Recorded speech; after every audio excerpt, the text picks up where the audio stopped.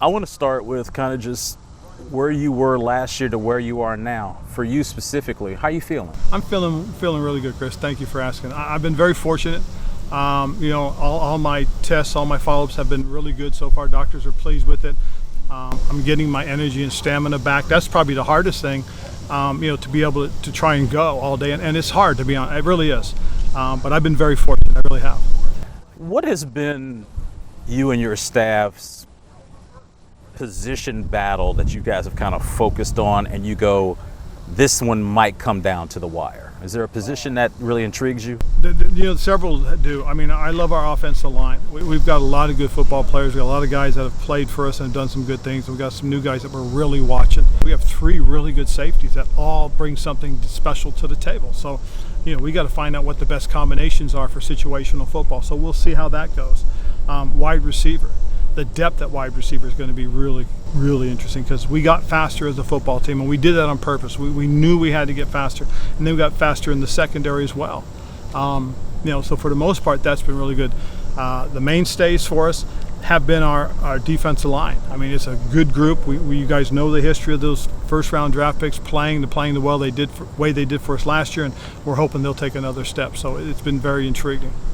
For me to come out here for the first time, I haven't been to a training camp in years. You just see the size of some of these guys. But there was somebody that stood out to me.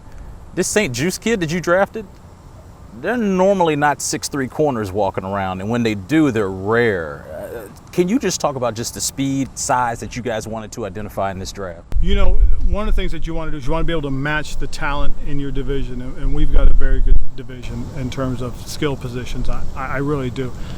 Dallas and New York with what they're doing in Philadelphia, we've got to be able to match those guys. And so when a young man like St-Juste was sitting there looking at us, and we're going, wow, this he's falling all the way to here.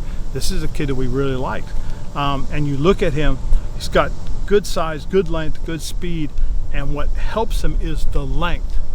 You couple that with the speed and quickness he has, and all of a sudden you have a guy that can make plays. And I've done this a couple times. I really don't like to do it a lot of times, but I did do this. I liken him to a young Charles Tillman.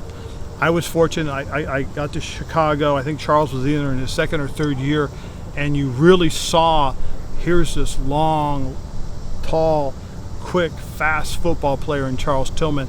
That's what I'm seeing right now in Benjamin. I really do. I do liken him to him. He's got a little bit of hockey history with him too, so he can get a little rough and physical if you need him to. He's tough. You talked about the division, and I mean, listen, in your first year, you guys win it. So what do you do for an encore? How do you get yourself back to that mountaintop? Well, the key is to win it better. We were 7-9. We've got to be better than that this time.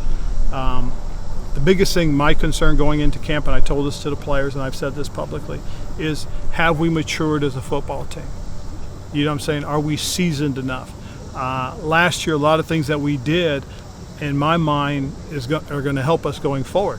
One of them is trying to win the division and then winning it. The last third of the season was playoff football for us because we couldn't falter. We had to win. We got the lead in division. We kept the lead in division, and then we had to win at the end to get in, and we did. That, to me, kind of put us in a position where I know we've been tested that way. But did we learn from last year? Are we ready to take that next step?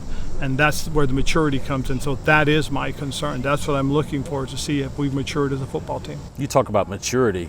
I don't know if you can get any more mature than the quarterback that you brought in, and Ryan Fitzpatrick, with this being his 18th season. What is he doing out here on the field that improves the football team from a year ago? He helps develop us. That was one of the things that when Alex Smith took over last year, you could see his veteran leadership help develop the rest of the guys. Well, you're seeing the same thing with Fitz, and that's one of the reasons why we wanted to bring a veteran guy in, because we knew his leadership, we know his experience, and you see it when you see him put his arm around Diami and tell him, hey, when you run this route now, you break out of it, I'm going to lead you away from the defender, so expect the ball away from the leverage. You see him when he talks to these receivers going downfield. He says, hey, when you get to this certain point and you throw your eyes back at me, I'm throwing the ball. I'm going to cut it loose. You got to go get it. So that's the type of stuff you get from veteran guys, is they have that feel, they have that understanding, and they can kind of give that to the other guys. the way he talks to the offensive line about, hey, give me a little bit more of this. I need this. Okay, it gives me a chance to get that. So veteran guys do that, and it's kind of, it's almost a mentoring type relationship he has with a lot of those younger guys, and that's been really good for us as a football team, and you see us going forward because of that. For those of us that saw Chase Young in high school, by the way, one DeMatha, and saw him at Ohio State, you knew he had something. Now, going into year 2, Ron, you've probably heard a lot of people say, hey, let's fit him for a yellow jacket and let's get that Hall of Fame speech going. He's still got a ways to go, though, but can you talk about his development that you saw from day 1 a year ago to now getting ready for week 1 this season? I think the tough thing for guys like him that come into the league with high expectations is what he did at Ohio State was more than good enough.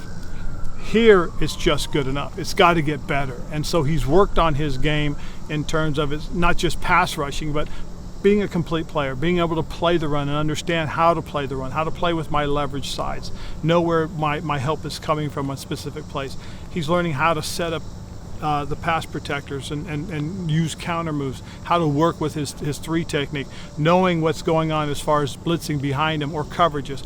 Those things make the difference. And then understanding situational football. 3rd and long, the quarterback's taking a different kind of drop. 3rd and short, the ball's coming out quick. I might get a short set or I might get a cut or something like that. So he's learning to understand and appreciate that part of it and add it to his game. I want to put you on the spot here about him. Could he have played for the 85 Bears? Oh, could he have? Chase? Oh, yeah. We have several guys that would have fit in very nicely with that group of men. He really would have. There are certain guys that that in their era they'd have been great. I believe that, and a few of them can transcend and come to another era and have been great there too. I think he's a guy that this is what the future of football is going to look like, and we got a few of those guys too. We're very fortunate. We really are to have those kind of players on this team right now. This week, the Atlanta Falcons became the first football team, 100% vaccination for their football team. You've been very outspoken of your thoughts on that.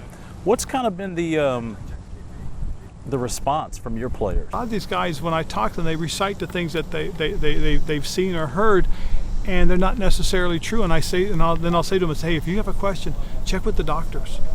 Fall back to them, ask them those questions. Just don't go on here. And that's what I've been trying to do. And I've talked to them. I said, look, I know you got to make your decision, but let's make an informed one. And they've been great. They really haven't. This is a very difficult situation for a lot of these young men because there's so much mistrust and concern. And some guys are honestly very nervous about it. So you just got to help them build that confidence in the vaccine and then let them make their decision. I want to get your thoughts on playing in front of the fans. It's cool. Friday night, you're going to see a lot of the burgundy and gold in there. What are your thoughts? I played against this fan base when I was a player at RFK, and I know what it can do, and I know how it can impact the home team, and that's what I'm hoping for. All right, last question. When you and I have talked in the past, we've talked basketball. Stephanie already told me she can beat you in a game of one-on-one. I already know that. But did you and Stephanie do anything cool this offseason? We did. We went back home. We went back to the West Coast and got an opportunity to see the family and friends. We were up in Lake Tahoe, which we both love. It was a place that we used to get away to when we first started dating, and then we went up there on our first few anniversaries, and so we love to go back there. And then we went home to my hometown area, Monterey, and got an opportunity to play golf. That's one thing that we love to do is play golf.